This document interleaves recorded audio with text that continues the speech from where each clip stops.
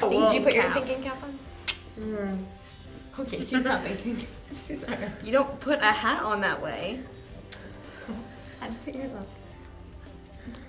My fears about going to Nicaragua for 3.5 months were just having to leave my comfort zone and move to a whole other country without my natural surroundings of family and the small little bubble that I've been used to for my whole life, and never having gone away for a long period of time. You know, I was really nervous about having to live somewhere, especially in another country, without anything that I was familiar with, and learning how to solely rely on Christ to get me through it. It created a lot of anxieties that I didn't think that I would ever get through, or even last that long in another country for such a long period of time. My fears about going to Africa for the first time was I had never been there. I was going with a group that I had never met before. So this was my first time not being with my family, and that was really hard and kind of scared me at first.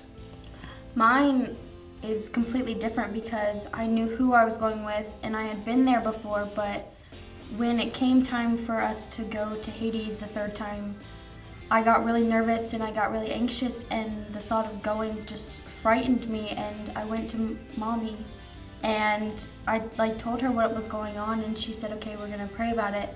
And we went to the pastor and I told him that I was experiencing all these anxieties about going back to Haiti, and he's told me that I needed to pray about it and to read my Bible. I decided that I was gonna go, but even on the plane ride there, I was still really nervous and really anxious, and I just didn't understand why I was feeling that way.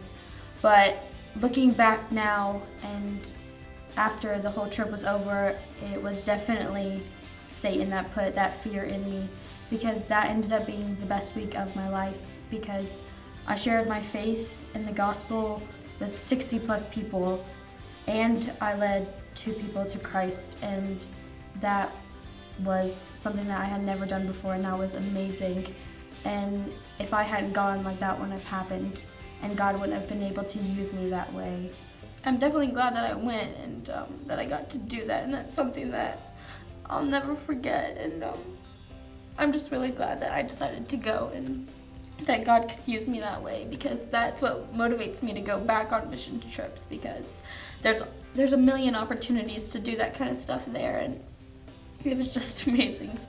I overcame my fear right before I went, because I started thinking about how I've always wanted to go to Africa, and it didn't matter if I was going with family or friends or not, that this was something that I had been praying about for years, and God finally answered, and I went.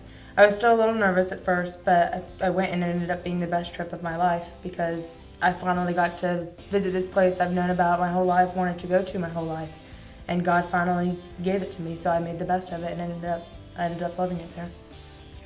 I guess mine are kind of similar to yours. I didn't really overcome my fears about being in Nicaragua until I was actually there, and it wasn't until my first couple weeks of being there, because you know, my mom was with us for the first, or mom was with me for the first week, and then she left, and so after being there for a couple weeks, it really sunk in that I was kind of on my own doing this. And after a couple weeks of being there, you know, I really learned that I was there for a reason, and that the 3 months I was there, the Lord was teaching me one solid lesson. And had I not listened to the Lord in December when He called me to Nicaragua and followed through with all of it, and leaned on Him to get me there, I wouldn't have learned that lesson, I don't think. And it was a very important lesson that I learned, and something that I really, really needed for my life. And being there for so long, it just really helped me overcome those fears and just relearn who Christ was for me, and learn to lean on Him more and not use other things as crutches. We are His children, and we are #sent.